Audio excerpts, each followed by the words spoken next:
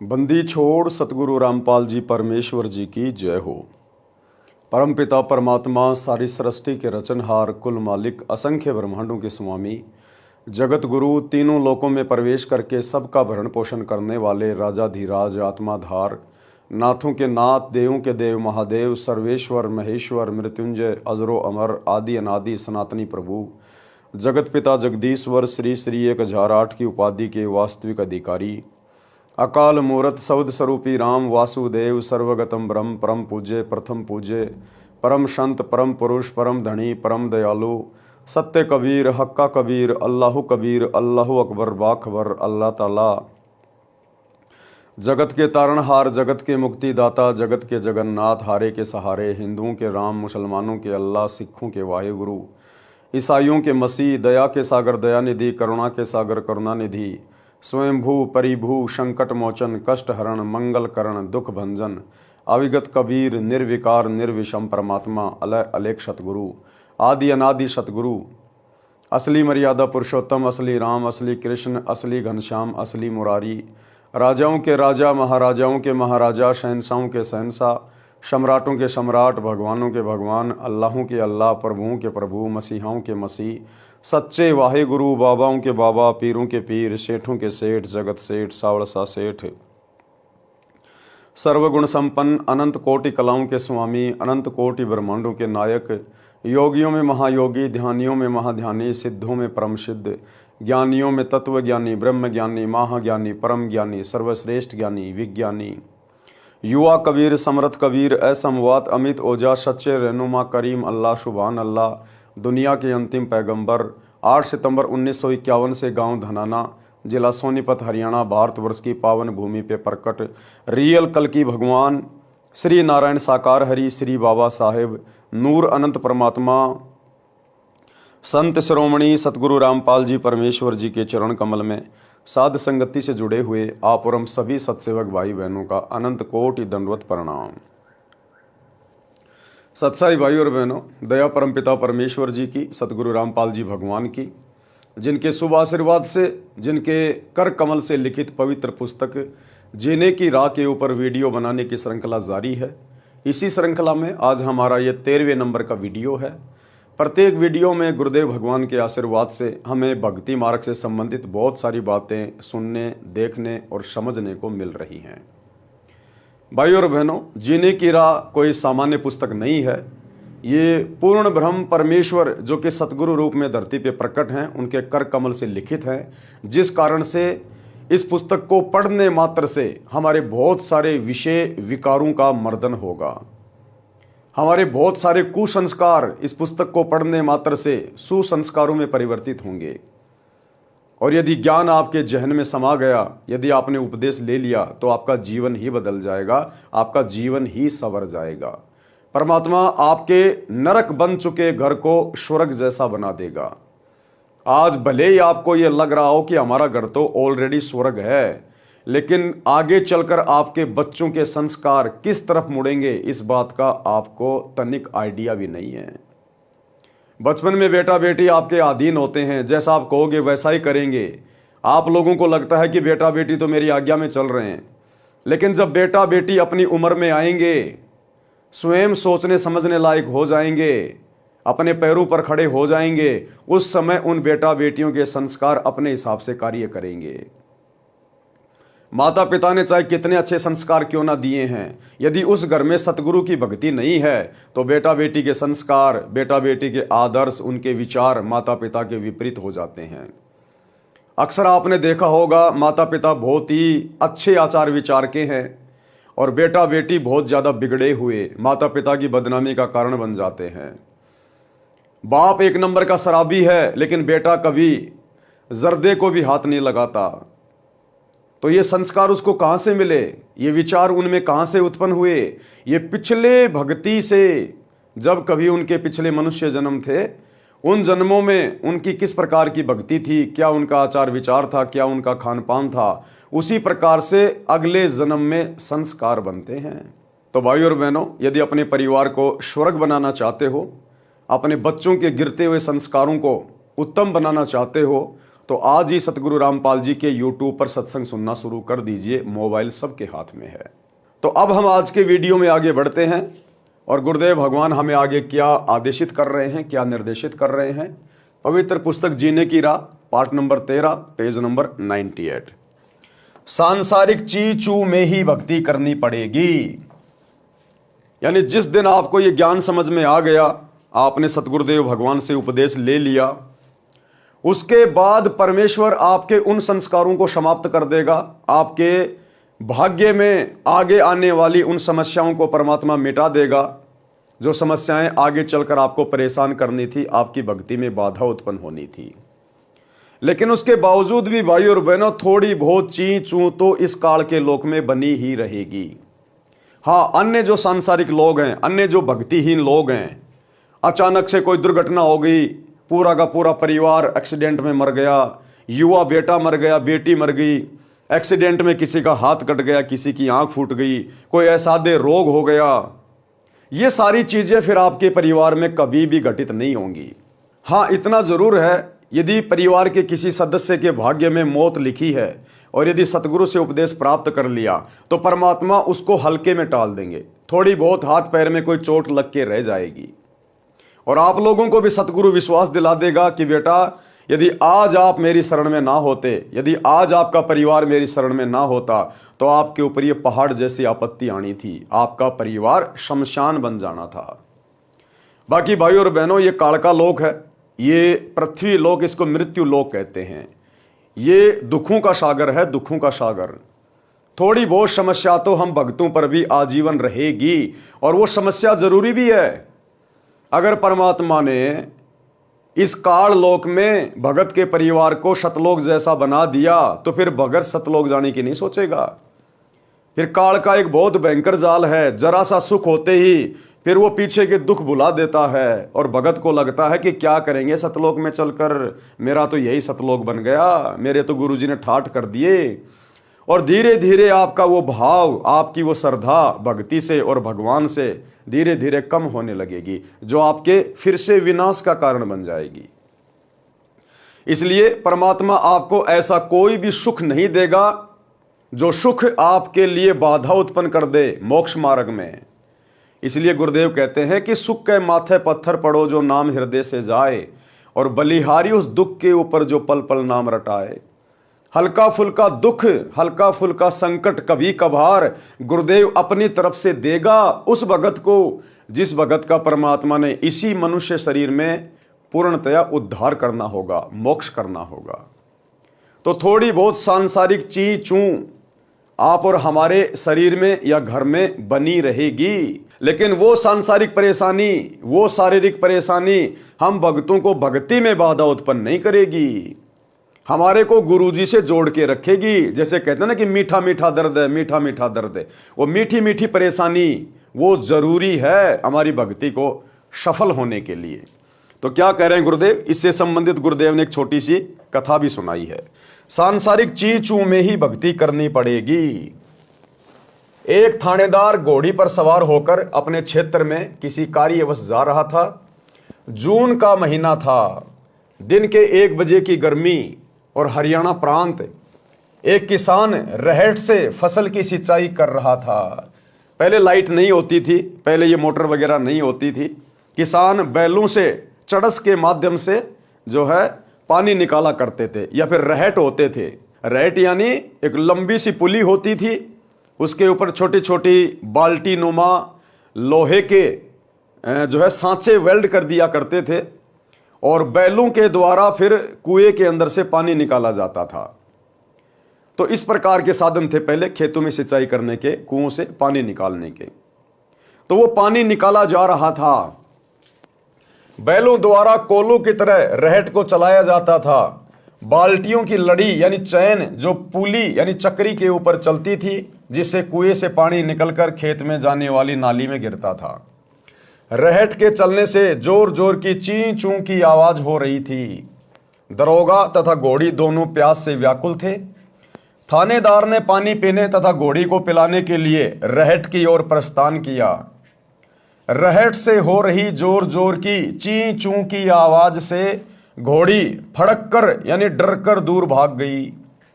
थानेदार ने किसान से कहा कि इस ची चू को बंद कर। किसान ने बैलों को रोक दिया। रहट चलना बंद हो गया। कुएं से पानी निकलना बंद हो गया। जो पानी पहले निकला था उसे जमीन ने अपने अंदर समा लिया। दरोगा घोड़ी को निकट लाया तो देखा कि नाली में पानी नहीं था। दरोगा ने कहा कि हे किसान, पानी निकाल। किसान ने बैल चला दिए। रहट से ची चू की आवाज और पानी दोनों चलने लगे। घोड़ी फिर फड़क गई और 1 एकड़ यानी 200 फुट की दूरी पर जाकर रुकी। दरोगा ऊपर बैठा था। दरोगा ने फिर कहा कि किसान, शोर बंद कर। किसान ने बैल रोक दिए। पानी नाली से जमीन में जाते ही समाप्त था। घोड़ी को निकट लाया, पानी नहीं मिला तो फिर पानी निकालने का आदेश दिया। रहट चलते ही घोड़ी दौड़ गई। किसान ने कहा कि दरोगा जी, इस रहट की ची चू में ही पानी पीना पड़ेगा, नहीं तो दोनों मरोगे। दरोगा घोड़ी से उतरा, लगाम पकड़कर धीरे धीरे घोड़ी को निकट लाया। चलते रहट में ही दोनों ने पानी पिया और जीवन रक्षा की। इसलिए सांसारिक कार्यों को करते करते ही भक्ति, दान, धर्म, सुमरण करना पड़ेगा। अवश्य कीजिए। आप सोचो कि ये पृथ्वी लोक ही सतलोक बन जाएगा, ऐसा बिल्कुल भी असंभव नहीं है। जो सुख हमें सतलोक में प्राप्त हैं, यदि उनका अंश मात्र भी परमेश्वर ने हमें यहां दे दिया तो भी हम इस काल के जाल में फंस जाएंगे। इस काल के जाल में तो जिस आत्मा का परमात्मा ने पूर्णतया उद्धार करना होगा, उस आत्मा को गुरुदेव भगवान अपने हिसाब से चलाएगा भक्ति मार्ग पर।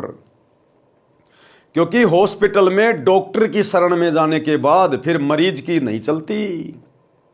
फिर जैसा डॉक्टर चाहेगा उसी हिसाब से उपचार करेगा।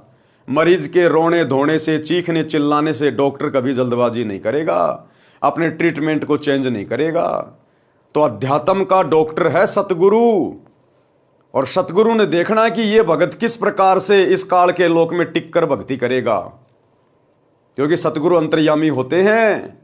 इसलिए यदि हमें सतगुरु की शरण प्राप्त हो गई है और यदि फिर भी थोड़ी बहुत कोई सांसारिक ची चू है, घर में कोई सास बहू का हल्का फुल्का झगड़ा है, पति या पत्नी के साथ में नोक झोंक हो जाती है, शरीर में हल्का फुल्का कोई दर्द है, थोड़ी बहुत कोई प्रॉब्लम रहती है, तो ये समझना कि ये गॉड गिवन है। गॉड गिवन ये सतगुरुदेव भगवान अपनी तरफ से देख के रखे हुए हैं ताकि हमारी बुद्धि सेंटर में रहे और हम सतगुरुदेव भगवान को याद करते रहें। उस परेशानी और दुख के डर से, भय से हम ये भक्ति करते रहें। इसलिए भक्ति मार्ग में आने के बाद यदि कोई हल्का फुल्का कष्ट है तो सतगुरु का प्रसाद समझकर आपने भक्ति पर लगे रहना है। अब भक्ति से क्या होगा, आयु तो थोड़ी सी शेष है। बहुत सारे भाई बहन जिनको बुढ़ापे में जाके ये सतज्ञान मिलता है, गुरुजी का सत्संग सुनने को मिलता है, जिनकी 60 साल की, 70 साल की, 80 साल की उम्र हो चुकी है, तो उनके मन में एक डर बैठ जाता है, एक भय बैठ जाता है, एक चिंता हो जाती है कि भाई ज्ञान तो एक नंबर का है, भक्ति तो इसके अलावा और धरती पे नहीं है। हमने तो अपना जीवन बर्बाद ही कर दिया अन्य देवी देवताओं की पूजा पाठ करके, मंदिर में, मस्जिद में, चर्चों में, गुरुद्वारों में धक्के खा के। लेकिन उनको एक चिंता बन जाती है कि अब हमारा क्या बनेगा। पूरी जिंदगी तो हमने वो घिसी पीटी आधे अधूरे भगवानों की भक्ति करी, जिसका कोई लाभ नहीं था, कोई फायदा नहीं था। अब जाके पता चला अब आगे हम क्या भक्ति करें, हमारी तो उम्र ही बहुत थोड़ी बची है, अब आगे हम यह भक्ति कैसे सफल करेंगे। तो उनको चिंता बन जाती है।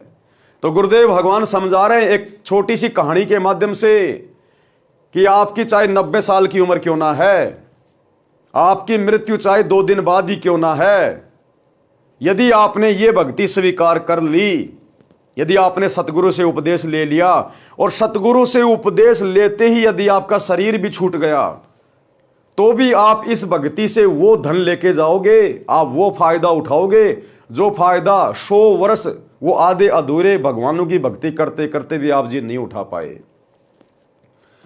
यदि आपने आज ही सतगुरु से उपदेश ले लिया और उपदेश लेते ही यदि आपकी मृत्यु हो जाती है, भले आपने एक भी नाम का सुमरण नहीं किया, बस आपने सतगुरु के मुख से सुना, सतगुरु के मुख से उस मंत्र को सुनने मात्र से आपको अगला जन्म मनुष्य का मिलेगा, स्त्री या पुरुष का, और किसी भगत के घर में परमात्मा पैदा करेगा। आंखें खोलते ही सच्चाई बोलना शुरू करेगा, बचपन से भक्ति शुरू हो जाएगी। इतना बड़ा बेनिफिट केवल इस भक्ति में है, अन्य दुनिया की किसी भक्ति में नहीं है। एक मनुष्य जन्म भी एक्स्ट्रा नहीं दे सकती दुनिया की अन्य कोई भक्ति। मनुष्य जन्म तो छोड़िए, एक श्वास भी एक्स्ट्रा नहीं मिल सकता आपको अन्य ब्रह्मा विष्णु महेश की भक्ति से, अल्लाह मौला की भक्ति से। और सतगुरु की भक्ति से आपको मनुष्य जन्म मिलेगा डेफिनेटली, तुरंत। यदि आपकी भक्ति भी अधूरी रह गई, किसी कारण से आप भक्ति पूरी नहीं कर पाए, तो आपको 84 लाख योनियों में सतगुरु नहीं जाने देगा। तुरंत आपको मनुष्य जन्म देगा सतगुरु, और बचपन से आपको फिर अपनी शरण में ले लेगा। अब भक्ति से क्या होगा, आयु तो थोड़ी सी बची है। जिला जिंद में गांव मनोरपुर में भगत रामकुमार जी के घर 3 दिन का पाठ तथा सत्संग हो रहा था। गांव में पुरुष सत्संग को पाखंड मानते हैं, क्योंकि पुराने जमाने में सत्संग का आयोजन वृद्ध स्त्रियां करती थी। रात्रि में सत्संग करती थी, दिन में पुत्र वधू को भाई भतीजों की गालियों से कोसती थी, बद्दुआ देती थी। कोई कोई तो दूसरे के बिटोड़े से गोश्त ऊपड़े तक चुरा लेती थी। कभी पकड़ी जाती तो बदनामी होती थी। इसी तरह की घटनाओं से सत्संग नाम से लोगों को एलर्जी थी। भगत रामकुमार जी के पूरे परिवार ने दीक्षा ले रखी थी। उनको पता था कि यह सत्संग भिन्न है। जब रामकुमार जी के पिताजी को पता चला कि हमारे घर में बड़ा बेटा सत्संग करा रहा है, तो बहुत ज्यादा बेइज्जती मानी और सोचा कि गांव क्या कहेगा। इसलिए वह वृद्ध 3 दिन तक अपने बड़े बेटे के घर पर नहीं आया। छोटे बेटे के घर चौबारे में रहा, जो कि पास में ही था। दिन में खेतों में चला जाए, रात्रि में चौबारे में हुक्का पीवे और दुख मनावे कि ये कैसे दिन देख रहा हूं। मतलब सत्संग को तो इतना बुरा मान रखा है कि जिनके घर में सत्संग चलता है, इसका मतलब वो तो बेकार आदमी है, हमारी तो बेइज्जती हो गई। और ये बॉलीवुड वाले जिनको तुम हीरो हीरोइन कहते हो, अगर उनके कोई फिल्मी गाने चल रहे हैं, रात्रि में कोई फिल्म चल रही है, तो उसको घर की इज्जत मानते हैं। काल ने इस कदर तांडव मचा रखा है। रात्रि में दास यानी लेखक कौन, सतगुरु रामपाल जी भगवान। रात्रि में दास ने सत्संग किया, लाउड स्पीकर लगा रखा था। रामकुमार के लड़के को पता था कि दादाजी ऊपर चौबारे में हैं। उसने एक स्पीकर का मुंह दादाजी के चौबारे की ओर कर दिया। सत्संग का वचन सुनना वृद्ध की मजबूरी बन गई, क्योंकि छोटे बेटे का घर बराबर में था और ऊपर चौबारे पे बैठा था। अब जब तक सोएगा नहीं, तब तक तो गुरुजी के वचन कान में पड़ेंगे। 2 दिन सत्संग सुनकर वो वृद्ध तीसरे दिन पाठ के भोग पर रामकुमार जी के घर आ गया। रामकुमार जी की पत्नी ने बताया कि मैंने सोचा था कि बूढ़ा बात बिगाड़ने आया है। अब उसके बेटे की बहू ने सोचा कि बूढ़ा लड़ाई झगड़ा करेगा और ये तो हमारी इज्जत का ग्राहक बनेगा, गुरुजी को भी ना जाने क्या क्या कहेगा। वो डर गई, महाराज जी को गलत बोलेगा। पाठ का भोग लगने के पश्चात रामकुमार जी के पिताजी मेरे सामने बैठ गए और कहने लगे, यानी गुरुदेव भगवान के सामने बैठ गया वो बूढ़ा और आंखों से आंसू निकालने लगा और कहने लगे, महाराज जी मैं तो इस सत्संग से घना नाराज था, परंतु 2 दिन आपकी बात सुनी, मेरे को झंझोड़ कर रख दिया। मैंने तो मनुष्य जीवन का पूरा ही नाश कर दिया।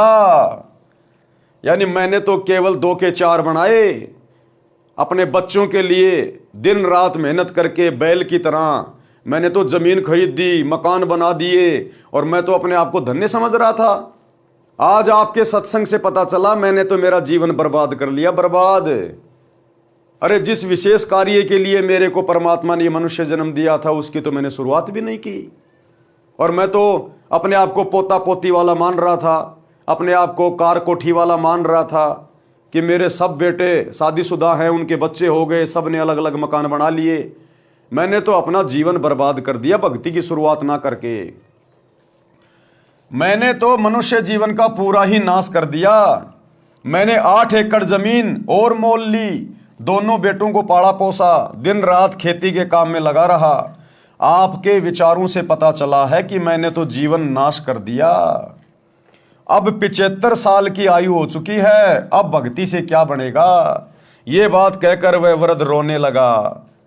हिचकी लग गई। मैंने उसे सांत्वना देते हुए कहा, गुरुदेव भगवान ने फिर कैसे समझाया उसको। मैंने उसे सांत्वना देते हुए कहा कि आप विश्वास करो, अब भी कुछ नहीं बिगड़ा है। एक उदाहरण तो गुरुजी से इस दास रामपाल दास ने सुना था। बताया कि जैसे कुएं में बाल्टी छूट गई हो और उसकी नेजू यानी रस्सी जो बाल्टी से बांधी जाती है, जिससे बाल्टी द्वारा कुएं से पानी निकाला जाता है। पुराने समय में कुएं लगभग 100-150 फुट गहरे होते थे। कुएं में जा रही हो यानी हाथ से वो रस्सी छूट गई हो, जो व्यक्ति कुएं से पानी निकाल रहा हो, और वो रस्सी मान लो उसके हाथ से छूट गई हो। यदि दौड़कर नेजू को पकड़ने की कोशिश करने से नेजू की रस्सी हाथ में आ गई हो, तो समझो रस्सी भी आ गई और पानी भी प्राप्त हो गया। यदि यह विचार करें कि बाल्टी तो गई, जाने दे, तो मूर्खता है। इसी प्रकार आपकी आयु रूपी नेजू की पूंछड़ी बची है। अब दीक्षा लेकर सर्व नशा त्याग कर मर्यादा में रहकर साधना करो, मोक्ष हो जाएगा। जैसे पहले के समय में बाल्टी से और एक लंबी सी रस्सी होती थी जिसको लाव भी कहते थे, जिसको बर्री भी कहते थे, और कुएं के ऊपर एक चाक लगा दिया जाता था, जैसे गाड़ियों के व्हील होते हैं इस प्रकार का, और उसके माध्यम से उस रस्सी के द्वारा बाल्टी को बांधकर कुएं से पानी निकाला जाता था खींच खींच के। तो गुरुदेव कह रहे हैं यदि किसी की वो बाल्टी और रस्सी हाथ से छूट गई है और वो बाल्टी रस्सी समेत कुएं में जा रही है, और दौड़कर यदि पानी भरने वाले ने उसकी लास्ट की पूंछड़ी भी पकड़ ली, उसका लास्ट का हिस्सा भी यदि पकड़ लिया, तो कुछ भी बात नहीं बिगड़ी। दोबारा से खींच लेंगे, वो रस्सी भी आ जाएगी, बाल्टी भी आ जाएगी, साथ में पानी भी आएगा नीचे से। तो इसी प्रकार जो शत भक्ति अब वर्तमान में परमात्मा धरती पर लेके आए हैं सतगुरु रामपाल जी, अगर आपके अंतिम समय में भी आपको यदि ये भक्ति मिल गई तो भी आपका कुछ नहीं बिगड़ा। आपने भक्ति का बीज डाल लिया, और सतगुरु की भक्ति का बीज एक बार जिस आत्मा के अंतःकरण में डल गया, उस आत्मा को परमात्मा 84 लाख योनियों में नहीं जाने देता, और तुरंत उसको अगला जन्म गुरुदेव मनुष्य का देते, मनुष्य का, स्त्री या पुरुष का। और यदि वो व्यक्ति वास्तव में भक्ति करना चाहता है, उसको ज्ञान समझ में आ गया, तो उम्र बढ़ाना तो सतगुरु के हाथ में है। सतगुरु उसी जीवन में आपकी उम्र भी बढ़ा देगा, 10 साल 20 साल जितनी चाहो जितनी ले लो भक्ति के लिए। तो सतगुरु की भक्ति में तो 12-25 हैं, 5 उंगलियां घी में है, कोई नुकसान ही नहीं है। तो बुढ़े को यह बात बिल्कुल फिट बैठ गई। उसी समय उस भगत आत्मा ने दीक्षा ली और पूरी लगन के साथ भक्ति की। वह 85 वर्ष की आयु में शरीर त्याग कर गया। यानी जिस समय नाम दीक्षा ली 75 साल का था, परमात्मा ने 10 साल उसकी ओर बढ़ा दी और 10 साल तक अपनी भक्ति करके गया। वह 85 वर्ष की आयु में शरीर त्याग कर गया, जीवन सफल किया। वह हुक्का पीता था, उसी दिन त्याग दिया और आजीवन हाथ भी नहीं लगाया। राम कुंवर के छोटे भाई के परिवार ने भी नाम लिया। वृद्ध भगत उनको स्वयं लेकर सत्संग आता था, भक्ति करने को कहता था। गांव मनोरपुर के लोग आश्चर्यचकित थे कि इतना हुक्का पीने वाले ने कैसे हुक्का छोड़ दिया, हुक्का पीने वालों के पास भी नहीं बैठता। ठीक इसी प्रकार भाइयों और बहनों, आप चाहे कितने कुकर्मों में लिप्त हैं, आपने कितने बड़े बड़े कुकर्म कर दिए, अपराध कर दिए, जिस दिन आप ये ज्ञान समझकर अपनी आत्मा के कल्याण के लिए सतगुरु रामपाल जी से उपदेश प्राप्त करते हैं, परमेश्वर आपके तमाम कुकर्मों के ऊपर क्रोश मार देगा, कांटा मार देगा। धर्मराय, चित्रगुप्त आपका कुछ नहीं बिगाड़ सकते, कुछ भी नहीं कर सकते, क्योंकि धर्मराज की बही में, चित्रगुप्त के कागजों में उनको जो भी हिसाब किताब बना के दिया जाता है, यही कबीर परमात्मा सतगुरु रामपाल जी बना के देते हैं। अंतिम लेखनी इनके आत्म है, भक्ति के ये एडमिन हैं, मास्टर हैं। जैसा ये कहेंगे वैसा ही होगा। इसलिए भक्ति करनी अति आवश्यक है, अनिवार्य है, वरना मनुष्य जन्म धीरे धीरे बर्बादी की ओर जा रहा है। परमात्मा कहते हैं एक कै चोट सिधारिया जिन मिलन दा चाह, जिनको वास्तव में परमात्मा की चाहत है, परमात्मा की अच्छी आत्मा है, किसी कारण से उनको ये ज्ञान और नाम नहीं मिल पा रहा था, कहते हैं जब उनको सत्संग सुनने को मिलता है, एक ही सत्संग में उनके कलेजे पे चोट लग जाती है कि हमने करना क्या चाहिए था और इतने दिनों से हम कहाँ बैठे थे, हम क्या कर रहे थे, हमने तो भक्ति की शुरुआत भी नहीं की, अभी तक तो हमारी श्वासें बिल्कुल व्यर्थ में जा रही थी। हरियाणवी कहावत है कि घाम का और ज्ञान का चमका सा लाग गया करे। ज्ञान का और घाम का तो चमका सा होता है। जिस प्रकार किसी को लू लगनी हो, यदि किसी को जेठ के महीने में लू लगनी हो, हैजा होना हो, तो जेठ के महीने में हल्की सी धूप में बाहर निकलते ही वो आदमी बीमार हो जाता है। उसको कहते हैं घाम। घाम यानी धूप लगना। और जिस आदमी को सत्संग समझ में आना होगा, परमात्मा कहते हैं एक झटके में आ जाएगा। एक या दो सत्संग सुनने से ही उसकी आत्मा तड़प जाएगी, उसको चोट लगेगी कि तू क्या कर रहा था, क्या करना चाहिए था। तो कहते हैं ज्ञान का और घाम का तो चमका सा ही होता है। बाकी भाई कितने सत्संग सुनते रहो, फिर वो चिकना घड़ा हो जाता है, फिर वो बात को हल्के में ले लेता है। शब्दार्थ भावार्थ है कि भादवा के महीने में धूप यानी घाम का जोर अधिक होता है। खेत में काम करने वालों को घाम मार जाता है। घाम मारना, धूप से शरीर में हानि होना, हैजा हो जाना, जिस कारण से शरीर में गर्मी बढ़ जाती है, जवर हो जाता है, इसको कहते हैं घाम मार गया। वह व्यक्ति वैद्य को कहता था कि मुझे तो पता भी नहीं चला कब घाम मार गया। वैद्य कहता था कि घाम का तो चमका सा लगता है, यानी अचानक प्रभाव पड़ जाता है। इसी प्रकार जिनको ज्ञान का प्रभाव होना हो तो एक दो बिंदु पर ही ज्ञान हो जाता है और भक्ति पर लग जाता है। चौधरी जीता जाट को ज्ञान हुआ। अब ये चौधरी जीता जाट कौन था, कहाँ का था, कैसे इनको ज्ञान हुआ? और पहले ये चौधरी जीता जाट जी कितनी बड़ी गफलत में जी रहे थे, और जब इनको संत का सत्संग सुनने को मिला, उसके बाद इनका जीवन परिवर्तित हो गया, इनका हृदय परिवर्तित हो गया। गांव खेकड़ा, जिला बागपत, उत्तर प्रदेश में लगभग 275 वर्ष पहले एक जीता राम जाट था। 900 बीघा जमीन थी। गांव का नंबरदार था, सबसे धनी तथा पंचायती आदमी था। सत्य का पक्ष लेता था, झूठ को महत्व नहीं देता था। उसी गांव खेकड़ा में एक संत घीसादास जी उस समय में सत्संग किया करते थे। यानी परमात्मा कबीर जी ही भिन्न भिन्न रूप धारण करके अपनी आत्माओं को सत्संग देने के लिए, ज्ञान समझाने के लिए यहाँ पर आते रहते हैं। तो जो घीसा संत जी थे वे चमार जाति में आए हुए थे। उस समय छुआछात चरम पर थी। संत घीसादास जी को परमेश्वर कबीर जी लगभग 7-8 वर्ष की आयु में जंगल में मिले थे। उनको यथार्थ ज्ञान तथा दीक्षा देकर अंतर्ध्यान हो गए थे। बड़े होकर संत श्री घीसादास जी सत्संग करने लगे। आसपास के व्यक्ति सत्संग सुनकर दीक्षा लेकर संकट मुक्त होने लगे। दिन में अपने निर्वाह के लिए कार्य करते तथा रात्रि में सत्संग सुनते थे। महीने में 2 दिन सत्संग करते थे। रात्रि के सत्संग में स्त्रियां पुरुष दोनों जाते थे। गांव में चर्चा चलने लगी कि रात्रि में स्त्रियों का जाना उचित नहीं है, कुछ भी अप्रिय घटना हो सकती है, इसलिए सत्संग को बंद कर दिया जाए। गांव खेकड़ा की पंचायत हुई। पंचायत में सत्संग बंद कराने का निर्णय लिया और यह संदेश स्वयं पंचायत का प्रमुख चौधरी जीताराम जी को कहा गया। चौधरी जीताराम जी संत घीसाराम जी के घर गए। उस दिन सत्संग चल रहा था। गांव की पंचायत के फैसले की चर्चा पूरे गांव में हो चुकी थी। जब चौधरी जीताराम जी पहुंचे तो सत्संग श्रोताओं को लगा कि चौधरी साहब जाट दिमाग के हैं, संत जी से झगड़ा करेंगे। जीताराम जी घर से लाठी लेकर चले थे, जो रास्ते में एक पेड़ के साथ खड़ी करके आगे चले। विचार आया कि भगत कोई झगड़ा थोड़े ही करते हैं, अच्छी सभा में लाठी लेकर जाना पंचायती को शोभा नहीं देता। सत्संग चल रहा था।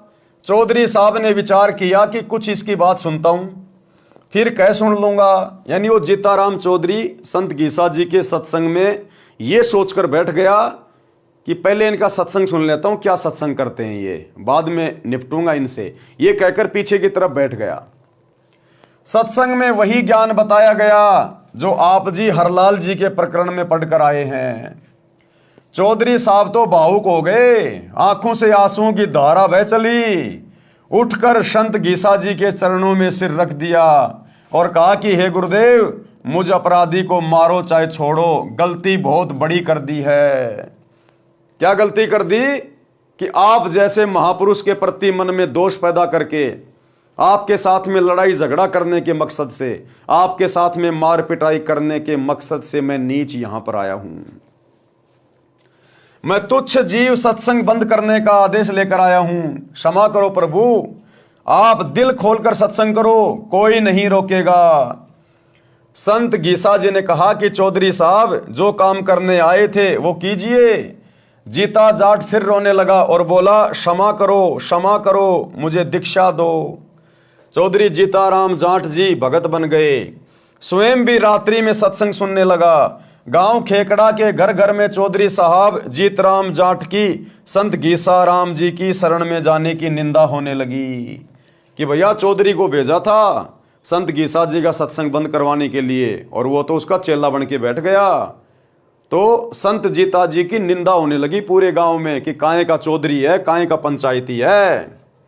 कहने लगे संत गीसाराम शेवड़ा है, जादू जंत्र जानता है, गांव के चौधरी पर तांत्रिक क्रिया करके अपने वश कर लिया है, सम्मोहन जंत्र मंत्र जानता है। चौधरी जीताराम जी के घरवाले, लड़के तथा भाई, चाचा, ताऊ सब जीताराम जाट तथा गीसाराम संत के विरोधी हो गए। गांव वाले चौधरी जीताराम से कहने लगे कि चौधरी साहब, बुढ़ापे में यानी वृद्ध अवस्था में आप भी बिगड़ गए। चौधरी जीताराम जी को आध्यात्मिक घाम मार गया था, यानी बात उनके समझ में आ गई थी, यानी ज्ञान का प्रबल प्रभाव हो गया था। वह कहते थे कि हे गांव वालों, मेरे तो भाग्य जाग गए जो मैं भगत बन गया और आपकी नजर में बिगड़ गया। भगवान करे मेरे की तरह तुम सारे बिगड़ जाओ, यानी तुम सारे परमात्मा के सत्संग में आ जाओ। इस प्रकार से तो बिगड़ना भी अच्छा है। जिस सत्संग में आत्मा का कल्याण हो, जीवन जीने का तरीका पता चल जाए, मकसद पता चल जाए, जिसको तुम बिगड़ना कहते हो, ये बिगड़ना तो मुझे बहुत पहले ही चाहिए था, लेकिन मेरा दुर्भाग्य कि मैं पहले नहीं बिगड़ पाया। बिना बिगड़े काम नहीं चलेगा। कुछ दिनों के पश्चात गांव की पंचायत हुई और संत गीसा दास जी तथा भगत जीताराम दास जी को गांव छोड़ने का फरमान सुना दिया। दोनों गुरु शिष्य तुरंत गांव छोड़कर दूर स्थान पर एक गांव में सत्संग करके जनता को समझाने लगे। बहुत से व्यक्ति अनुयायी हो गए। संतों के चले जाने के पश्चात गांव खेकड़ा में अकाल मृत्यु होने लगी। पंचायतियों के घरों में परमात्मा का प्रकोप प्रारंभ हो गया। किसी के चारे में आग लगे, किसी के पशु मरने लगे, किसी के परिवार में प्रेत बोलने लगे, किसी की बेटी विधवा हो गई, किसी को अधरंग की शिकायत। गांव में पशुओं में रोग फैल गया। गांव के कुछ व्यक्ति किसी पूछा करने वाले के पास गांव में हो रहे उपद्रव का कारण जानने के लिए गए। अब जैसे ही दोनों संतों को गांव वालों ने पंचायत करके गांव से बाहर निकला दिया, वो चले गए, क्योंकि भगत किसी के साथ लड़ते नहीं, झगड़ते नहीं, वो तो अपने भगवान के ऊपर विश्वास करके चलते हैं। तो दोनों गुरु चेला गांव छोड़कर किसी दूसरे गांव में चले गए। भाई 2 टाइम की रोटी परमात्मा ने देनी है, संतों ने अपना सत्संग करना है, वही उनका बिजनेस होता है, वही उनका कार्य होता है। अब पीछे से गांव की दुर्दशा हो गई, दुर्दशा। किसी का पशु मर रहा है, किसी के घर में कोई अकाल मृत्यु हो रही है, किसी के चारे में आग लग रही है, तरह तरह से गांव वालों की दुर्गति होनी शुरू हो गई। उन्होंने किसी से पूछा, कोई बूझा वाजा निकलाने वाले से, किसी ज्योतिष वातिश से, तो उसने कह दिया, भैया तुमने संतों को दुखी कर रखा है, और जब तक वो संत वापस इस गांव में नहीं आएंगे, तुम्हारे सीधे दिन नहीं आएंगे, तुम्हारा सही समय नहीं आएगा, ऐसे दुर्गति रहेगी, बल्कि और ज्यादा बढ़ चढ़ के तुम्हें संकटों का सामना करना पड़ेगा। अंत में सभी गांव वाले इकट्ठे होके और संत गीसा जी के चरणों में अपनी वो पगड़ी रख देते हैं। कि भगवान गलती हो गई, मारो या छोड़ो, दया करो हम पे। भाई और बहनों, सोचने की बात है, जिस समय कबीर परमात्मा संत गीसादास जी की भूमिका निभा रहे थे, उस समय वे पूर्ण संत के रूप में नहीं थे। ज्ञान तो उनके पास वही था, समाधान तो वही था, लेकिन वो आगे किसी को देना नहीं था। केवल आत्माओं को वर्तमान भक्ति युग तक चार्ज करना था। आज सतगुरु रामपाल जी परमेश्वर, ये कबीर परमात्मा फुल टू फुल फॉर्म में हैं। आज भक्ति युग है और गुरुदेव इस भक्ति का, मोक्ष का पूर्ण कोर्स लेकर आए हैं। 2014 बरवाला कांड, आने वाला समय युग परिवर्तन का 2028। दुनिया ने आपत्ति मोल ले ली, आपत्ति मोल।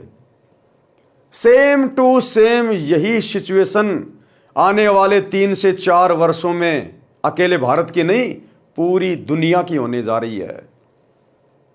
जो तांडव आप लोगों ने आज से पहले कभी नहीं देखा होगा, अब आपको देखने को मिलेगा।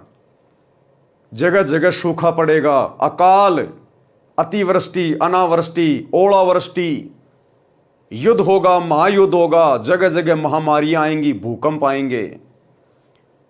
दुनिया पूरी तरह से संकट की गोद में आएगी, संकट की गोद में। लोग सोच नहीं पाएंगे ये हो क्या गया, अचानक से देश दुनिया को क्या हो गया। लेकिन उसका कारण क्या होगा? सन 2014 बरवाला कांड। परम संत जो हिसार की जेल में बैठे हुए हैं, संतों के साथ में बदतमीजी, संतों के साथ में ऐसा दुर्व्यवहार प्रशासन का, जनता का। आने वाले समय में ये जनता नाक रगड़ रगड़ के अपनी इन गलतियों के लिए माफी मांगेगी, नाक रगड़ रगड़ के।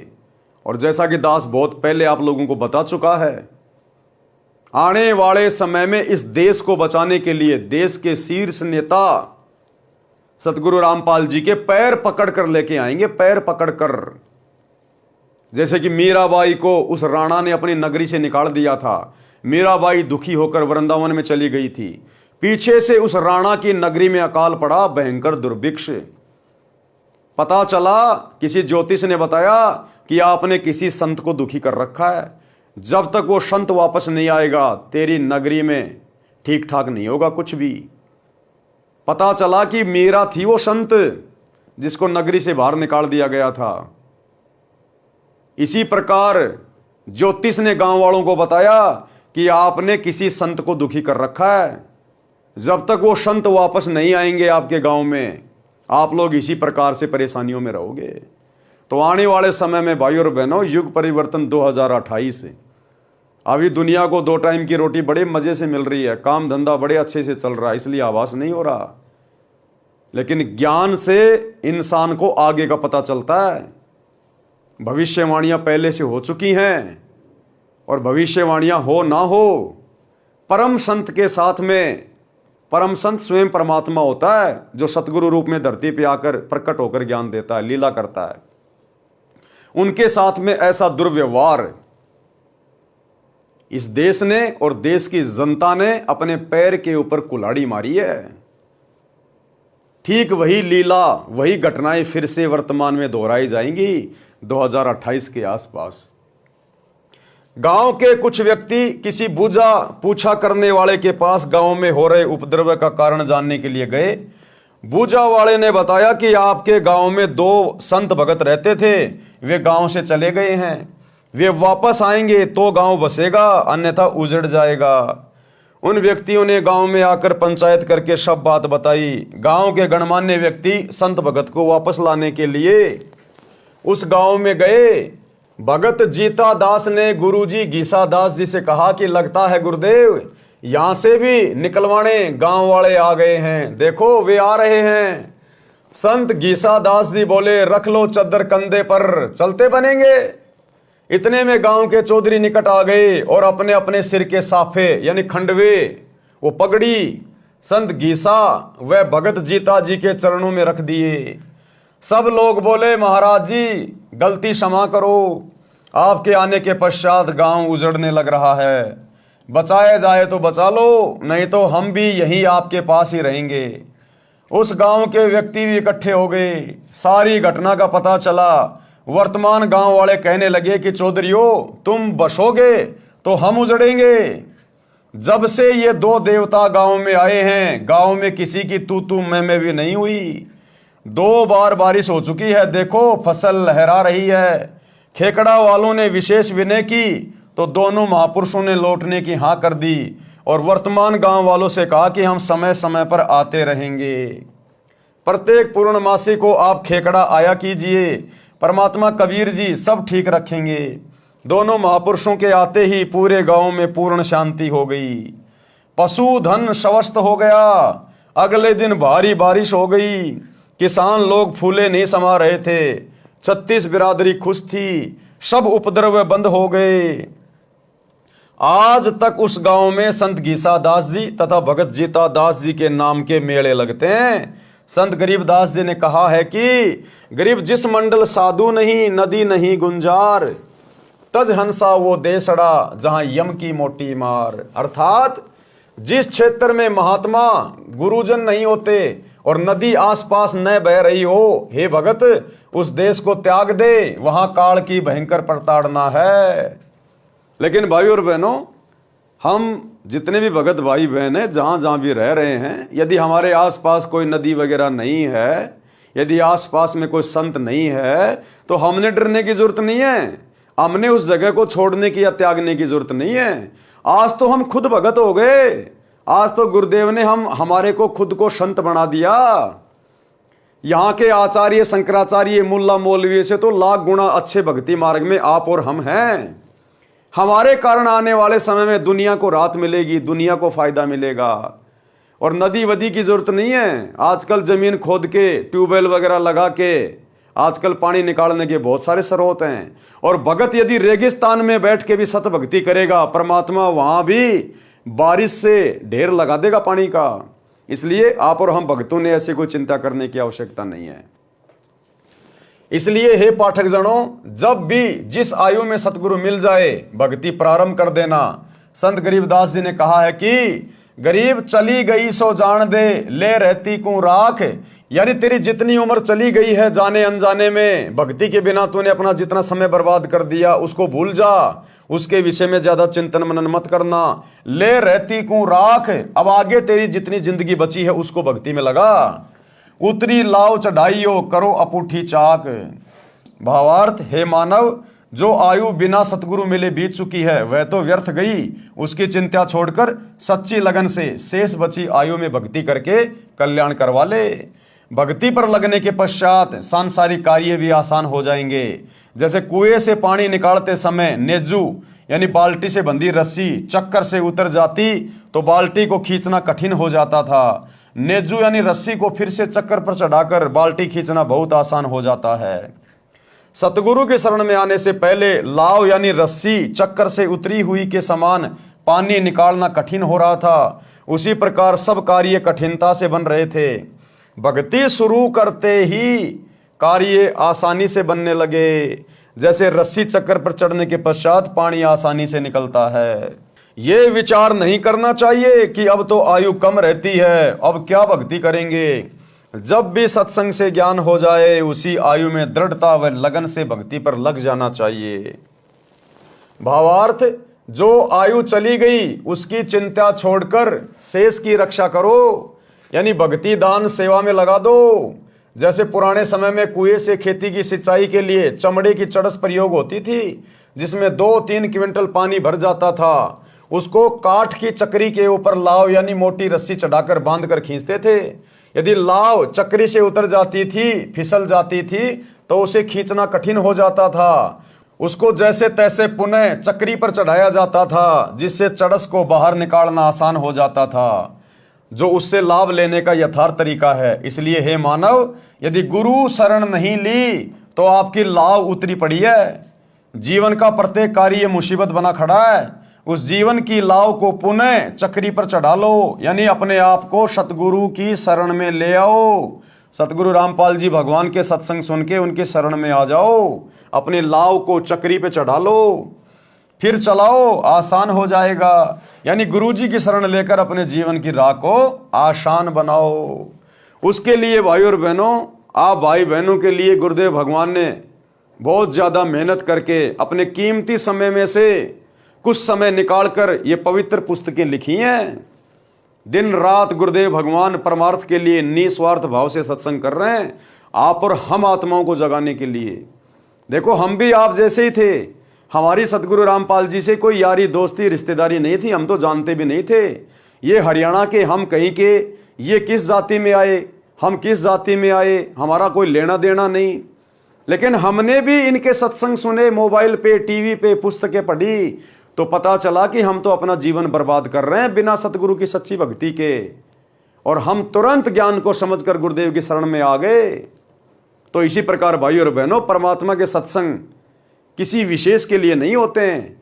परमात्मा तो सर्व मानव शरीरधारी स्त्री पुरुषों के लिए ज्ञान देते हैं। जो अधिकारी आत्मा होगी, जिसने अपने मनुष्य जीवन को सफल करना होगा, गधे कुत्ते सूअर की 84 लाख वाली योनियों में जाने से बचना होगा।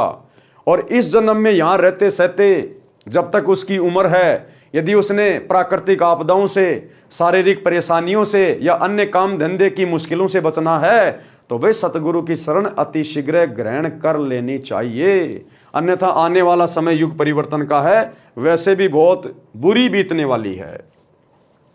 वैश्या का उद्धार किस प्रकार से गुरुदेव भगवान ने, जब वे 650 साल पहले बनारस के काशी शहर में आए कबीर दास नाम से, तो किस प्रकार से गुरुदेव भगवान ने एक वैश्या का उद्धार किया। कैसे उस वैश्या ने गुरुदेव के सत्संग सुने और किस प्रकार उस वैश्या को अपने उन कुकर्मों से आत्मग्लानि हुई और सतगुरु की शरण में आकर उसने अपने जीवन को धन्य किया। यानी परमात्मा वैश्या का भी उद्धार कर देते हैं। यानी गंदे से गंदे कर्म करने वाला, घटिया से घटिया कर्म करने वाला भी यदि ज्ञान को समझकर सतगुरु की शरण में आ जाए और सतगुरु के बताए अनुसार भक्ति करना शुरू कर दे, तो गुरुदेव ऐसे पतित पावन का भी उद्धार कर देते हैं। तो सतगुरु ऐसे पतितों का भी उद्धार कर देते हैं। सत्संग सुनने से जीवन सुधर जाता है। परमेश्वर कबीर जी रात्रि में घर घर में सत्संग करते थे, दिन में अपने निर्वाह के लिए सब श्रोता तथा कबीर जी कार्य करते थे। 650 साल पहले परमात्मा खुद जुलाहे का कार्य किया करते थे, कपड़े बुनने का कार्य किया करते थे।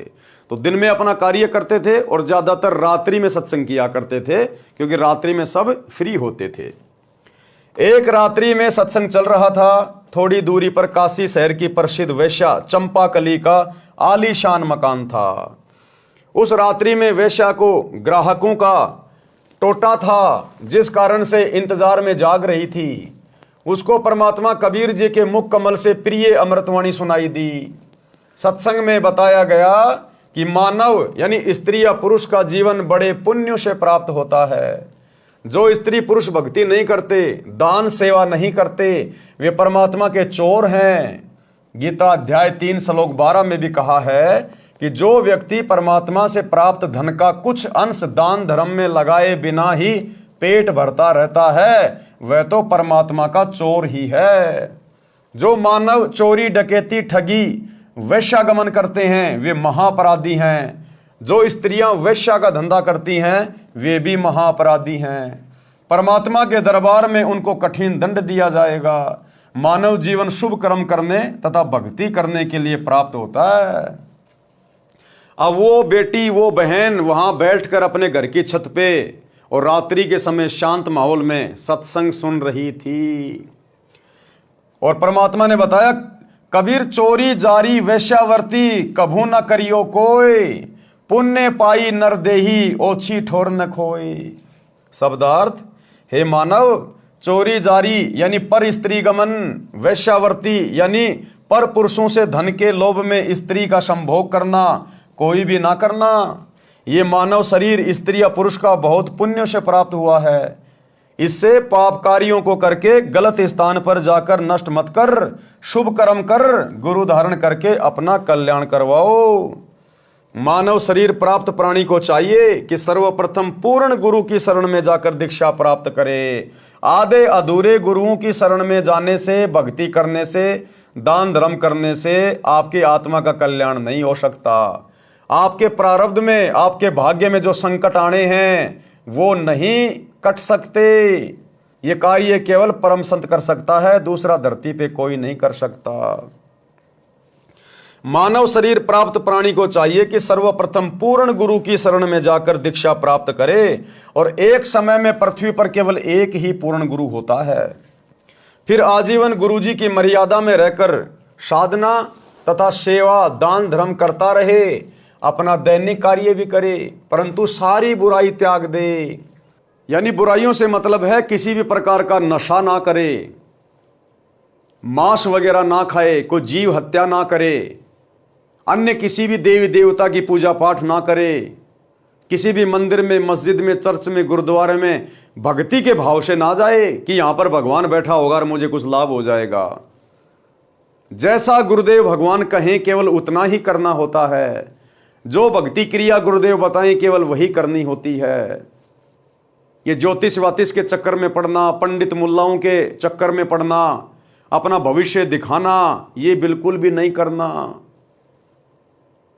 शादी विवाह के अंदर जो पाखंड करते हैं, आडंबर करते हैं, दुनिया भर का लोग दिखावा करते हैं, ये बिल्कुल भी नहीं करना।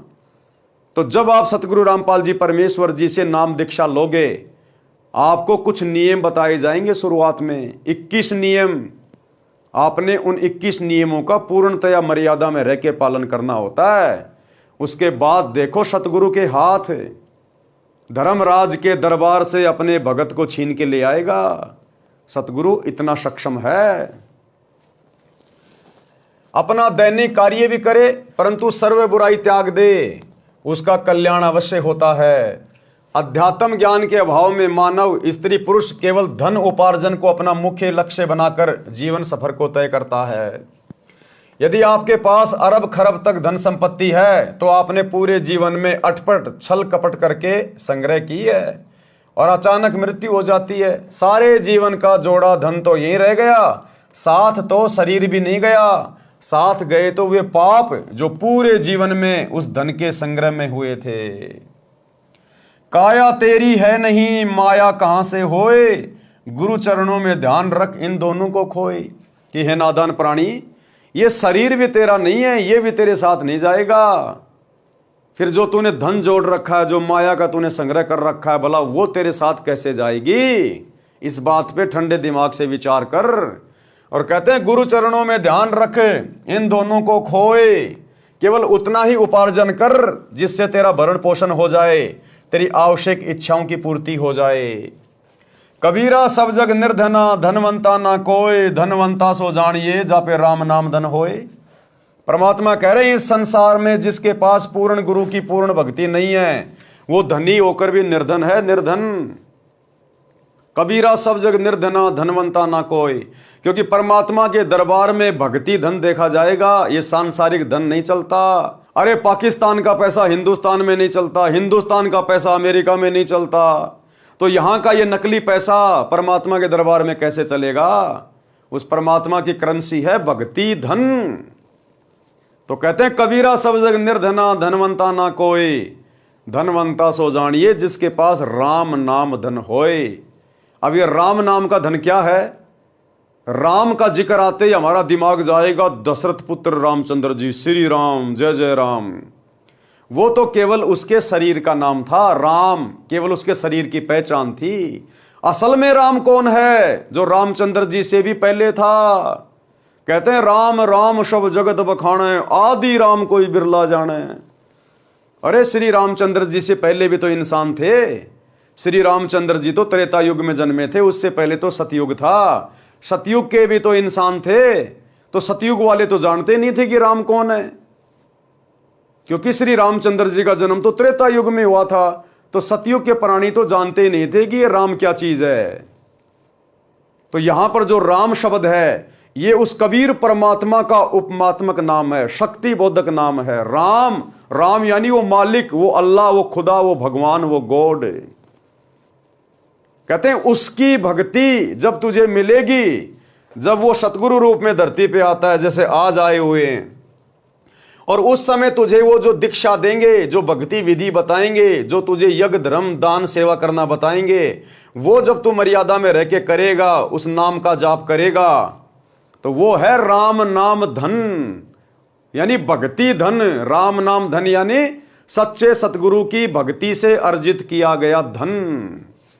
कहते हैं कबीरा सब जग निर्धना, धनवंता ना कोई, धनवान वो जानिए जा पे राम नाम धन होए। बिना भक्ति के चाहे कोई अरबपति है, चाहे खरबपति है, चाहे देश का प्रधानमंत्री है, ये शरीर भी साथ नहीं जाएगा, दो मुट्ठी राख बन जाएगा, वो धन कहां जाएगा। वो परमात्मा के दरबार में मुंह लटका के खड़ा होगा, अपने कर्मों का हिसाब करवा रहा होगा, और अगली योनि के इंतजार में गधा बनूंगा या कुत्ता बनूंगा। वहां तो केवल भक्ति रूपी धन देखा जाता है।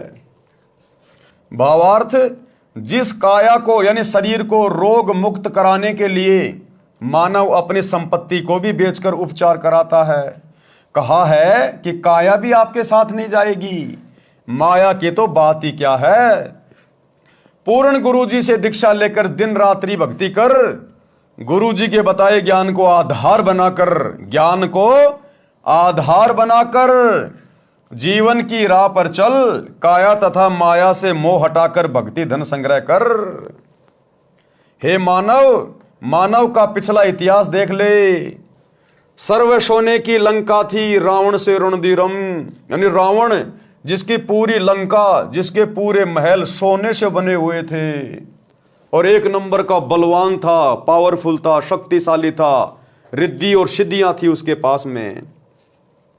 सर्व सोने की लंका थी, रावण से रणधीरम, एक पलक में राज नष्ट हुआ, जम के पड़े जंजीरम।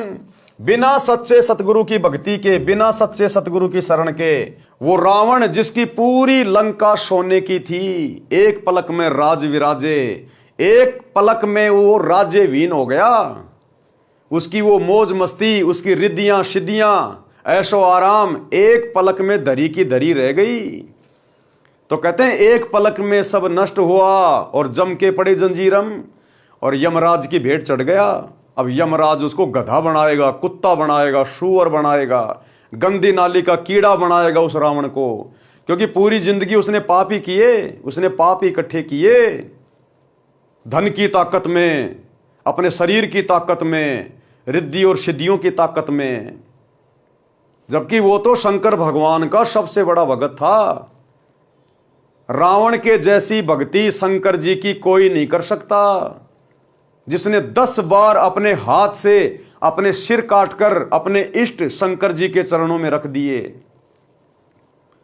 वो शंकर भी उसकी दुर्गति होने से नहीं बचा पाया उसको, क्योंकि भगवान शंकर डमी गॉड है, कंप्लीट गॉड नहीं है, पूर्ण गॉड नहीं है।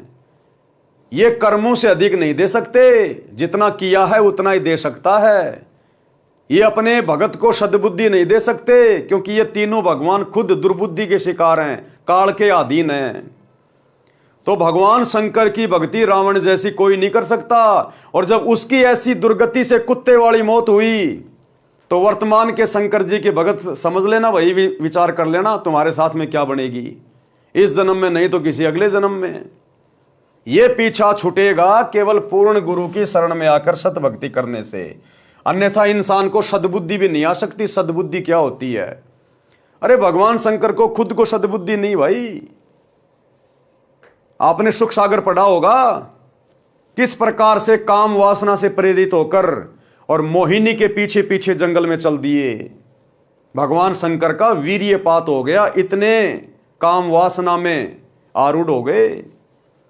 तो जब इन भगवानों को खुद सद्बुद्धि नहीं है, खुद ये काल प्रेरणा से दुर्बुद्धि के शिकार हैं, ये काल की कठपुतली बनकर कार्य कर रहे हैं, कठपुतली बनकर, तो इनकी भक्ति करने से भला आप और हमारा क्या उद्धार होगा? आप और हमारे संस्कार कैसे परिवर्तित हो सकते हैं? आप और हम कैसे मोक्ष प्राप्त कर सकते हैं? जबकि आज के लोगों के पास तो श्री शंकर जी की भक्ति की विधि भी नहीं है। अरे रावण तो विधि विधान से भक्ति करता था, डायरेक्ट जाके शंकर जी से मिलके आता था। आज के लोगों के पास तो सिवाय शंकर भगवान के नाम पर सुल्फा पीने के अलावा बम बम बम बम करने के अलावा नाम भी बिगाड़ दिया शंकर जी का, बम बम बम बम। अब बम तो फटेगा भैया, बम को जब आग लगेगी तो बम तो फटेगा, और फटेगा तो नुकसान ही करेगा। तो वर्तमान में तो धरती पर काल उपासना करने वालों के पास में श्री शंकर जी, श्री ब्रह्मा जी, श्री विष्णु जी की यथार्थ भक्ति भी नहीं है। तो सोचिए आम प्राणियों का क्या होगा जब रावण की ऐसी दुर्गति हुई, कुत्ते वाली मौत को प्राप्त हुआ, और फिर 84 लाख योनियों में गया, कहीं गधा कुत्ता सुअर बन के घूम रहा होगा। इसलिए आज मौका है, अगर आपको ब्रह्मा विष्णु महेश तक की भी सही साधना करनी है और यहीं पर आपको गधा कुत्ता सुअर बनना है, तो भी आपको सतगुरु रामपाल जी से उपदेश लेना पड़ेगा। क्योंकि वर्तमान में इनके अलावा पृथ्वी पर ना तो कोई 3 लोक की भक्ति देने का अधिकारी है और ना कोई शतलोक की भक्ति देने का अधिकारी है। तो गुरुदेव कहते हैं, सर्वे सोने की लंका थी रावण से रणधीरम, एक पलक में राज नष्ट हुआ जम के पड़े जंजीरम।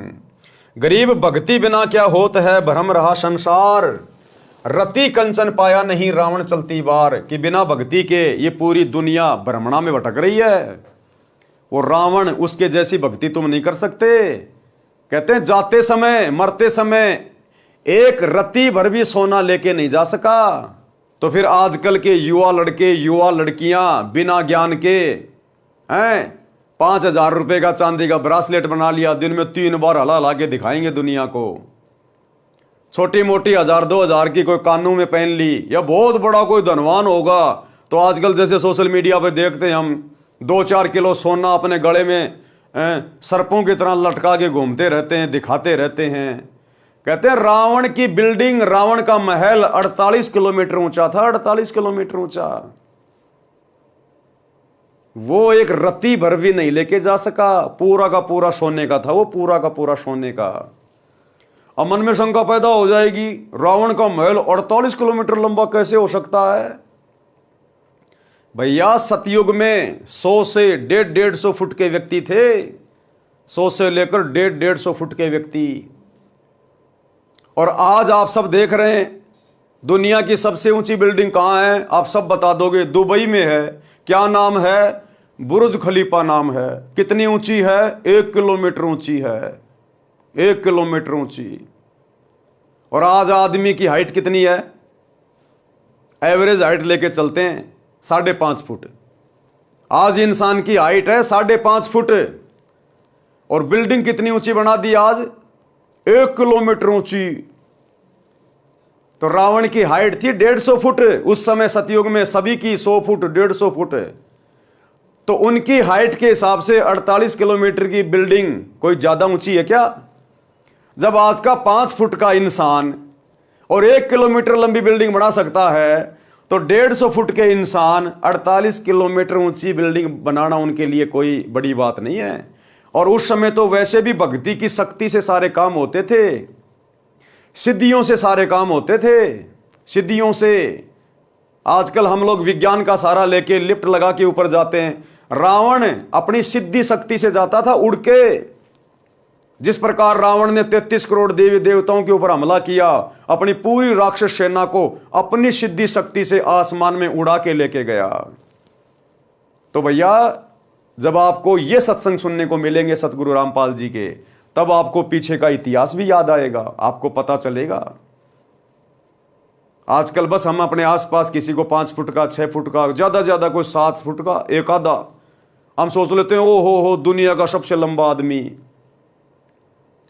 रावण के पैर की जूती भी बड़ी थी आज के 8 फुट के इंसान से।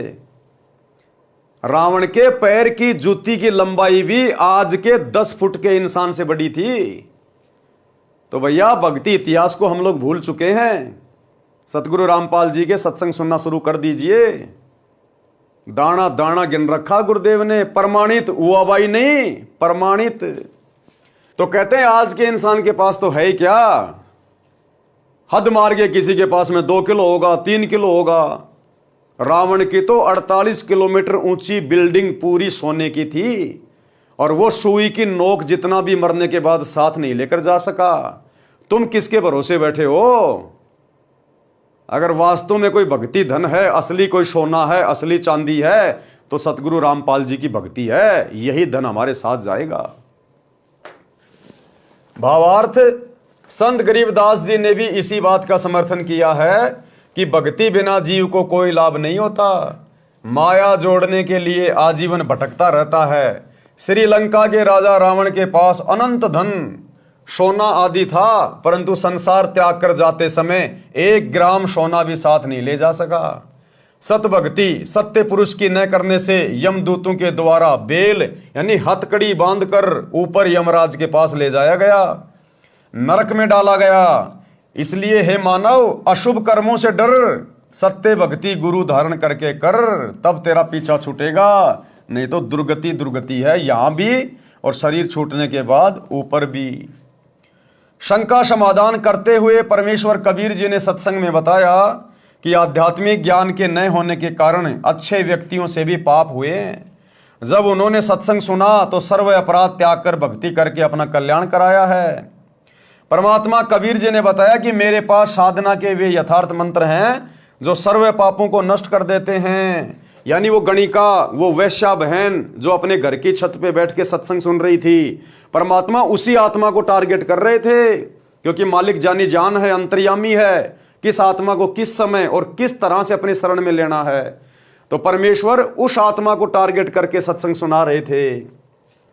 तो क्या बोले परमात्मा कि परमात्मा कबीर जी ने बताया कि मेरे पास साधना के यथार्थ यानी सच्चे मंत्र हैं जो सभी पापों को नष्ट कर देते हैं और पुण्य बच जाते हैं। जैसे वर्तमान में वैज्ञानिकों ने ऐसी औषधि खोजी है जो खेती में डालने से घास व खरपतवार को नष्ट कर देती है, फसल सुरक्षित रहती है, ये मंत्र मैं अपने लोक से लेकर आया हूं। क्या कहा परमात्मा ने, कबीर जी ने, जो 650 साल पहले सतगुरु रूप में आए थे, कि भक्ति के ये सतमंत्र मैं अपने लोक यानी सतलोक से लेके आया हूं। सोहम शब्द हम जग में लाए, सार शब्द हम गुप्त छुपाए। सोहम नाम का जो मंत्र है, ये मंत्र यहां इस पृथ्वी पर किसी भी धर्मशास्त्र में आपको लिखा हुआ नहीं मिलेगा, सिवाय कबीर परमात्मा के। और कबीर परमात्मा से परिचित जितने भी संत हुए हैं, उसके बाद उन्होंने अपने जो ग्रंथ लिखे हैं, जैसे आदरणीय नानक जी जो कबीर जी के शिष्य थे, नानक जी के ग्रंथ में आपको सोहम शब्द का जिक्र मिलेगा। आदरणीय गरीबदास जी जो कबीर परमात्मा के शिष्य थे, उनके सदग्रंथ साहिब में आपको इस मंत्र का जिक्र मिलेगा। आदरणीय दादू जी के ग्रंथ में, उनकी वाणियों में आपको इन मंत्रों का जिक्र मिलेगा। अन्यथा जितने भी धर्म ग्रंथ हैं, हिंदुओं के 4 वेद, गीता जी, मुसलमानों की कुरान मजीद, कुरान शरीफ, तौरेत, जबूर, इंजल, ईसाइयों की बाइबल, आपको कहीं भी सोहम शब्द नहीं मिलेगा। ये सोहम शब्द कबीर परमात्मा इस काल के 21 ब्रह्मांड में लेके आए। सोहम शब्द हम जग में लाए, सार शब्द हम गुप्त छिपाए। शब्दार्थ ऊपर किया है। ऋग्वेद मंडल 9 सूक्त 95 मंत्र 2 में भी प्रमाण है कि परमात्मा इस संसार में प्रत्यक्ष प्रकट होकर, प्रत्यक्ष प्रकट कैसे होते हैं? सतगुरु रूप में। क्योंकि कबीर परमेश्वर स्वयंभू हैं, वे किसी माँ के गर्भ से जन्म नहीं लेते, उनकी लीला अजब गजब होती है। नामा और रैदास रसीला, कोई न जाने अवगत की लीला। वे स्वयंभू हैं, माँ के गर्भ से जन्म लेके नहीं आते, लेकिन सांसारिक दिखावे में ऐसी लीला करते हैं कि जैसे ये एक स्त्री और पुरुष के सहयोग से जन्म लेकर आए हैं। प्रत्यक्ष प्रकट होकर अपनी अमृतवाणी द्वारा मुक्ति के सत्य मार्ग की प्रेरणा करता है। वह परमात्मा सब देवों का देव यानी सर्व का मालिक भक्ति के गुप्त नामों का आविष्कार करता है। यदि कोई महापापी भी है, सत्य साधना करने लग जाता है और भविष्य में कोई पाप नहीं करता है, तो उसके सारे पाप समाप्त हो जाते हैं। भक्ति करके अपना कल्याण करा सकता है। अब ये सारी बातें वो गणिका बहन, वो वैश्या बहन बैठी बैठी सुन रही थी। उसको तो धक्का सा लगा, झटका सा, कि मैंने तो पूरी जिंदगी कोरे पाप कमाए हैं, हे भगवान मेरा क्या ठिकाना होगा। वो आत्मा बेचैन हो गई। उपरोक्त अमृत वचन सुनकर वह बहन वैश्या जैसे गहरी नींद से जागी हो, कांपने लग गई। घर में ताला लगाकर सत्संग स्थल पर गई, पीछे ही महिलाओं की ओर बैठ गई। सत्संग समाप्त होने के पश्चात आवाज लगी कि जो दीक्षा लेना चाहता है वह आगे गुरुदेव जी के पास आ जाए। कुछ स्त्री तथा पुरुष उठकर आगे आए, वह वैश्या भी आई और गुरुदेव जी को अपना परिचय दिया और बताया कि मैंने तो 40 वर्ष की आयु में प्रथम बार ये उपकारी वचन सुनने को मिले। हे परमात्मा, क्या मेरे जैसी पापिन का भी कल्याण संभव है? वैसे तो आप जी ने सर्व समाधान सत्संग में बता दिया, परंतु जब अपने घृणित जीवन की ओर झांकती हूं तो गलानी होती है तथा विश्वास नहीं हो रहा है कि मेरे जैसे अपराधी को क्षमा कर दिया जाएगा। परमेश्वर कबीर जी ने कहा कि कबीर, जब ही सतनाम हृदय धरो, भयो पाप को नाश, और जैसे चिंगारी अग्नि की पड़े पुराने घास। भावार्थ, जैसे करोड़ों टन सूखे घास का ढेर लगाओ, यदि उसमें एक तिल्ली माचिस की जलाकर डाल दी जाए तो उस घास को राख बना देती है, फिर हवा चलेगी जो उस राख को भी उड़ा कर ले जाएगी। काम तमाम हुआ। इसी प्रकार करोड़ों जन्मों के भी पाप क्यों ना हो, मेरे सच्चे मंत्र का जाप उसे जलाकर राख कर देगा। भविष्य में कोई गलती न करना, आत्म कल्याण हो जाएगा। आज वर्तमान में भाई और बहनों, हमारा सौभाग्य धरती पर वही कबीर परमात्मा सतगुरु रूप में प्रकट है। इसीलिए इनकी शरण में आने के बाद स्त्री या पुरुष, ये जीवात्मा सुखी हो जाती है। उसके बिगड़ते बिगड़ते काम सुधरने लगते हैं। घर में जो आपत्तियां थी, जो बीमारियां थी, जो परेशानियां थी, सब स्वस्थ होने लगते हैं। क्यों? क्योंकि ये वो परमात्मा है, वो समर्थ शक्ति है। इनसे उपदेश लेने के बाद हमारे जन्म जन्मांतरों के जो पाप कर्म है, कितनी बार हम जो है वो कसाई बन के जीव हत्या कर चुके हैं, अरबों खरबों जीवों को हम काट चुके हैं, मार चुके हैं, जिनका पहाड़ जैसा पाप कर्म बनता है। ना जाने हम कितने जन्मों में अपराधी रहे, डकैत रहे, चोर रहे, हम लोग ने वैश्यागमन किया, पता नहीं क्या क्या कुकर्म किए होते हैं। उन सभी पाप कर्मों को परमात्मा जलाकर भस्म कर देता है जब हम इनकी शरण में आ जाते हैं। हमें परमात्मा उन तमाम कुकर्मों से मुक्त कर देता है, जिस कारण से वो पाप कर्मों का वजन एकदम से हल्का हो जाता है। और आगे गुरुदेव सत्संग करके, पुस्तकें लिख के हमें ऐसा ज्ञान दे देते हैं, उस ज्ञान को सुनने के बाद हमें फिर कुकर्मों से डर लगने लगता है। हमें अपना भविष्य दिखाई देने लगता है कि अगर ये कुकर्म किया तो सतगुरु नाराज हो जाएगा, और सतगुरु नाराज हो गया तो फिर मुझे दंड भोगना पड़ेगा। बड़ी मुश्किल से तो बात बनी है, आगे कर्म नहीं बिगाड़ूंगा। तो आगे वो आत्मा ज्ञान समझकर, सतगुरु से डरकर, आत्म कल्याण के प्रति चिंतित होकर कोई भी ऐसा कुकर्म नहीं करेगा, नहीं करेगी, जिससे उसके कर्म बिगड़े, वो पाप का भागी बने। और पिछले सारे पाप कर्म सतगुरु अपनी समर्थता से, अपने आशीर्वाद से सूखे घास की तरह जलाकर भस्म कर देता है, जिस कारण महादुखी व्यक्ति भी तुरंत राहत प्राप्त करने लगता है। इसलिए भाई और बहनों, सतगुरु रामपाल जी परमेश्वर जी की शरण में आकर अपनी आत्मा का कल्याण करवाना अति आवश्यक है। ये मौका हमें फिर नहीं मिलेगा। यदि एक बार सतगुरु रामपाल जी भगवान के पावन चरण कमल इस पृथ्वी से चले गए, यानी जिस रूप में आज गुरुदेव भगवान धरती पे प्रकट हैं, जिस दिन अपनी लीला पूरी करके और अपने निज लोक सतलोक चले जाएंगे, उसके बाद भाई और बहनों फिर पाप कटने की उम्मीद मत करना किसी भी प्रकार की। या फिर सतगुरु के रहते सहते यदि हमारी टिकट कट गई, हमारी मृत्यु हो गई, हम चल बसे, तो फिर भी हमारे हाथ में कुछ नहीं लगेगा, फिर हम सीधे 84 लाख योनियों में जाएंगे। तो वर्तमान में गुरुदेव धरती पे प्रकट है, आप और हमारे को मनुष्य जन्म प्राप्त है। इससे अच्छा मौका भला और कब मिलेगा, क्या मिलेगा। इसलिए भाई और बहनों, आज मौका है, गुरुदेव भगवान धरती पे प्रकट हैं। ये गोल्डन चांस है, गोल्डन चांस। चारों युगों में केवल यही वो समय है जब आत्माएं अपना आत्म कल्याण करवा पाती हैं। सतयुग में भक्ति तो इंसान करता है, लेकिन यह सत भक्ति नसीब नहीं होती। द्वापर और त्रेता में भी इंसान भक्ति करता है, लेकिन यह सच्चे सतगुरु वाली भक्ति नसीब नहीं होती।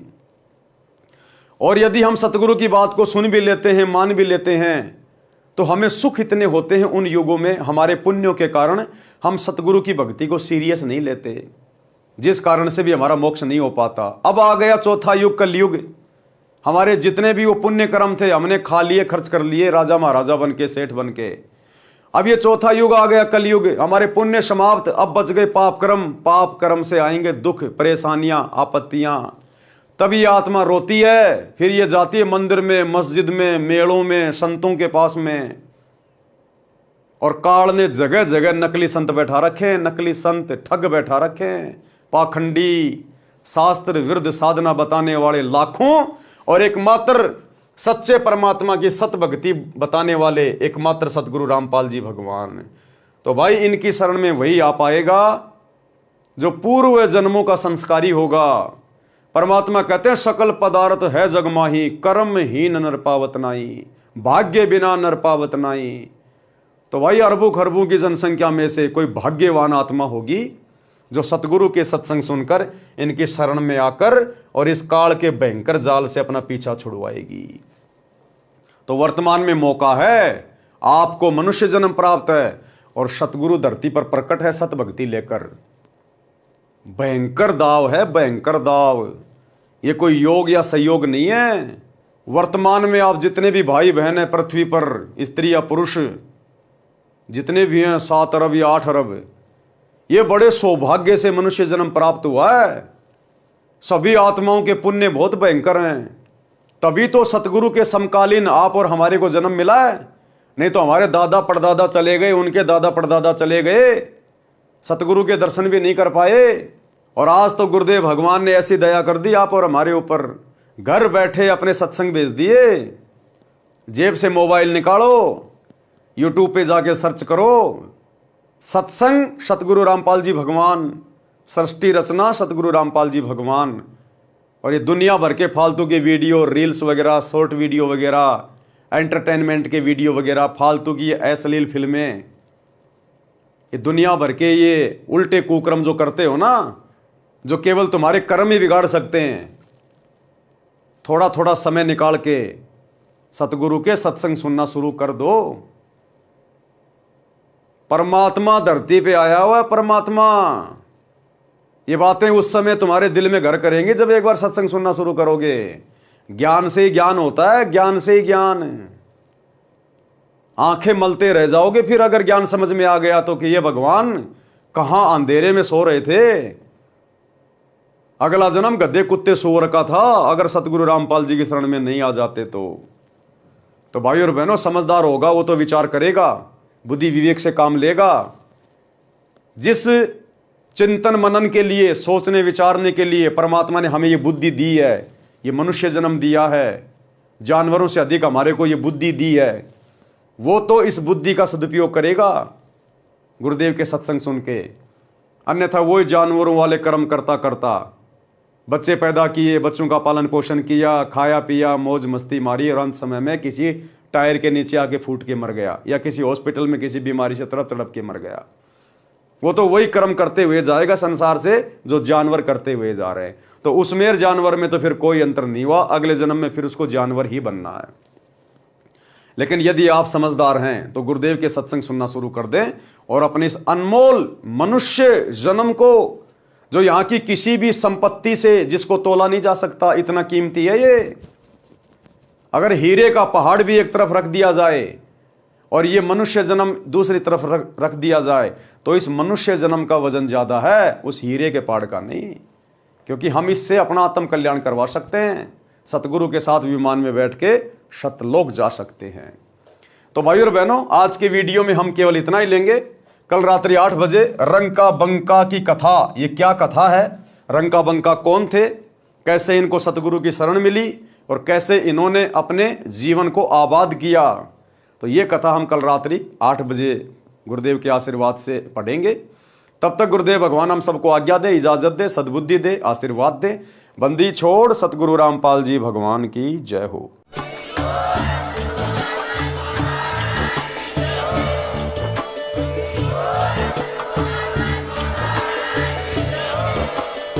भाई जो गुरु बचन पे डट के, कट गे फंद 84 के, कट गे फंद 84 के, कट गे फंद 84 के। भाई जो गुरु बचन पे डट के, कट गे फंद 84 के, कट